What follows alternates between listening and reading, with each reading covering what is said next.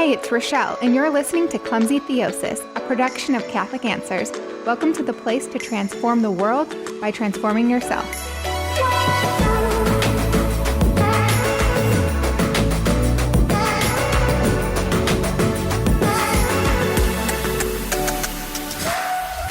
Hey guys, so our last episode on purgatory and praying for the dead was so well received, and I cannot tell you how stoked I am about that. I'm so glad that I did it. I mean, the info that I covered was stuff that I already know, but the unfortunate truth is that it is not stuff that I think about nearly enough.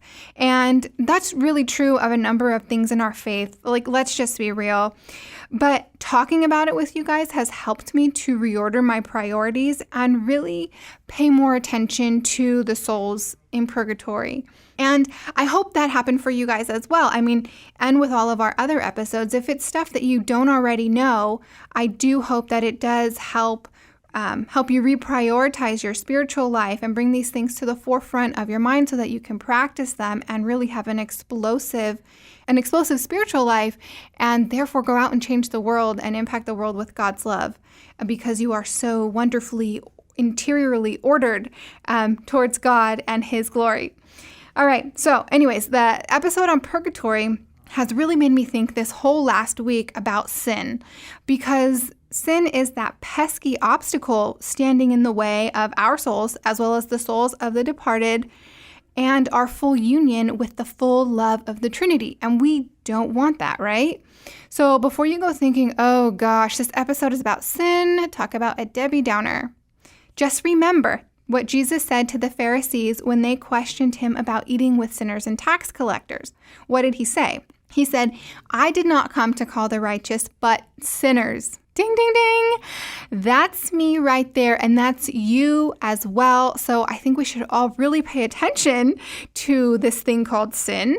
Why? Because God came for us, because we are the sinners. And that's really good news, because if He came for us, then that means He's here to help us. So without further ado, have you guys ever heard that naming something gives you power over it? I totally believe this. Like, if there's something wrong with you, like mentally, emotionally, or physically, or you think there's something wrong, something's off, right? You go to the doctor and they'll give you a diagnosis. And when they diagnose you, they've named whatever is plaguing you, right?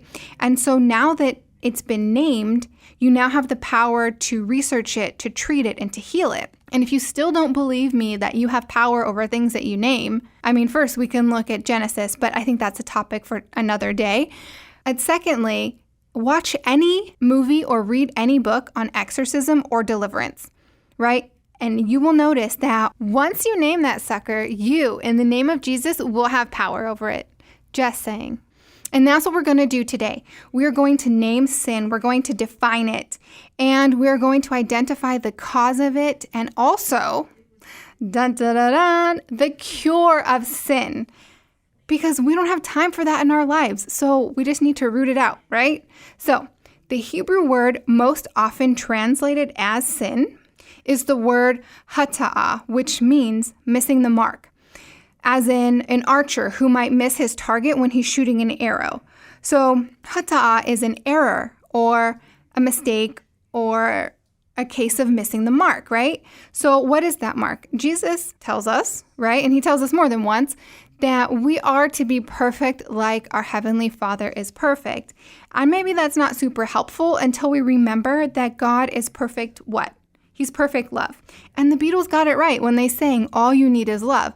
Though I don't think that they meant exactly the same thing that Jesus did. But hey. And let me just add a note on perfection. It's not humanly possible, right? Just ask the most holy saints and they will tell you the exact same thing. But that doesn't mean that we shouldn't strive for it, because with grace, anything is possible. I mean, look at the Apostle Paul. Before he went to work for the Lord, he was a murderous zealot. Or Peter, our first pope. Like, he denied Jesus. And if you ask me, that's kind of the opposite of perfect love. But before we stray too far from our path of sin, wait, that doesn't sound right. Before we stray too far from the path of today's topic, and today's topic is sin, let's get back on track. Okay, so what's the result of sin? So one result is separation from God. Now, he never removes or withdraws his love from us, but we place a barrier in between ourselves and God. Now, another result of sin is the proliferation of sin, also known as the slippery slope of sin. The Catechism tells us that sin inclines us to sin again, right? So think about Lay's potato chips. Remember years ago when they came out with that slogan, you can't have just one? I remember the first time that I saw that on my chip bag, and I thought, they're right, I can't have just one. Like, even after I'm full and I feel sick from eating too much junk food, I would keep eating them. And I would even tell myself, okay, that's it, no more. And I'm not even enjoying it anymore at this time, but I'm still stuffing my face, right? Now, another result of sin is that it engenders or it causes vice, meaning by me repeating the same act, like me pigging out on chips whenever I would get my hands on them, I'm creating not just a bad habit, but vice. So basically, sin tends to do two things. One, reproduce itself, and two, reinforce itself. So we've just defined sin as missing the mark, but we also have to define sin as an offense. And nowadays, the word offended, I think it's used far too liberally. Everyone seems to be offended about everything all the time. And there's a YouTube video out that I think it's so funny. It's called How to Get Offended. And it's just mocking today's culture and how everyone gets offended all the time. But the reason it's funny is because it's so true, right? Because people, they're just offended about everything. And you're just like, oh my gosh, people, just get it together, put on your big boy pants and move on. But when I say that sin is an offense, I do not mean that God is being oversensitive, right? In the way that people are getting offended about everything nowadays. It's different. So in this sense, an offense is a breach of an agreement. In the Catechism, sin is explained as an offense in two ways. The first way is that it is an offense against reason, against truth, and against right conscience. Therefore, it's a failure to genuinely love God and our neighbor. But how's that, right? So reason, truth, and right conscience affect humanity as a whole. And so by offending them, we injure human solidarity and we wound human nature. And God kind of has a stake in that, seeing as how he created us to be in his image and likeness, right? And that's kind of heavy, right? So by sinning, you are causing the people and the other creatures and creation of this world to suffer, even if you're not able to see it. And to me, that's pretty intense. Now, sin is also an offense against God himself, right? Because sin sets itself against God's love for us. Therefore, when we choose it, we're turning our hearts away from God and his love. So like the first sin of Adam and Eve, right? That was a sin of disobedience.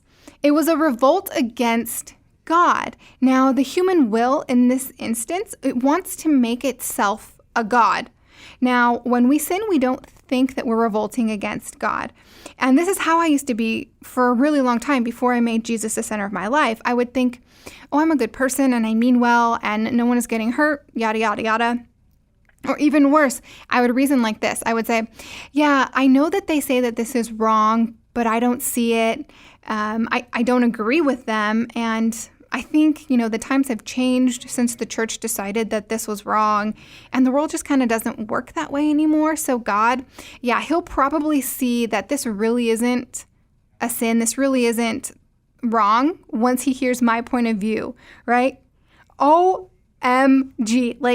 Could I have been any more egotistical?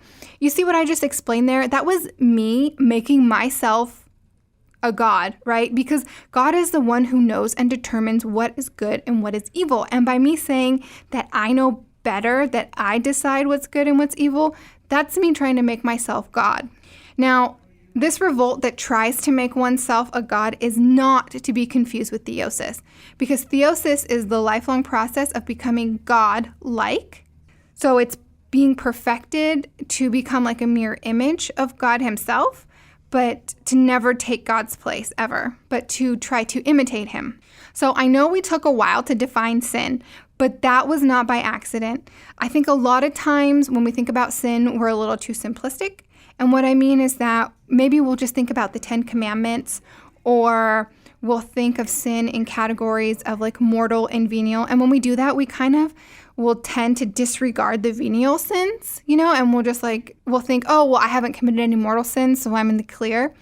Now, of course, if you have a better formed conscience, then that's not going to happen. But in today's world, I think that happens quite a lot, and it's unfortunate.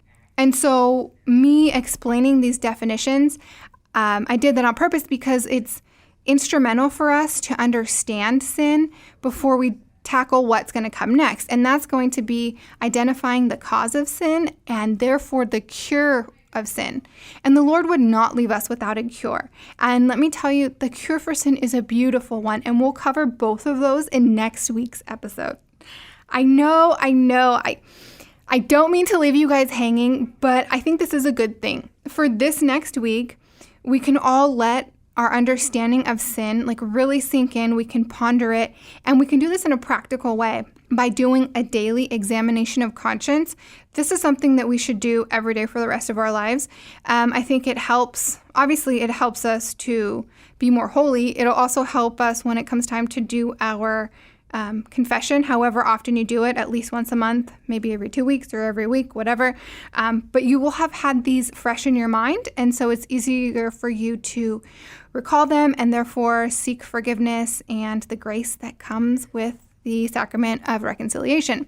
But so the daily examination of conscience, you can do it like this.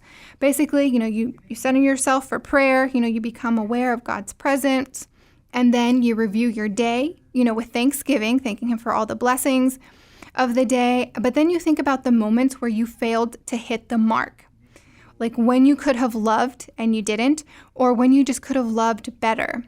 And then you ask for forgiveness and for the grace to do better in those situations tomorrow. And right now, since it's the month of November, why don't we add an extra prayer for the souls in purgatory who have those same defects as you do? All right, if you have not subscribed to Clumsy Theosis, this is the time to go on whatever podcast app you use and subscribe to Clumsy Theosis. Just search Clumsy Theosis and hit the subscribe button. Also, follow on Instagram at Clumsy Theosis. You can keep up with me and the podcast. And I also welcome your private messages, your comments, and you can even email me from the link that's in Instagram. All right, everyone, peace out. Thank you for tuning in this week to Clumsy Theosis.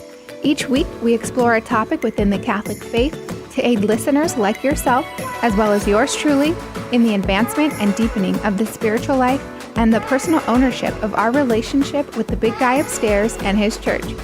As cliche as it sounds, the world needs you. Become who you were created to be with Clumsy Theosis, the place to transform the world by transforming yourself.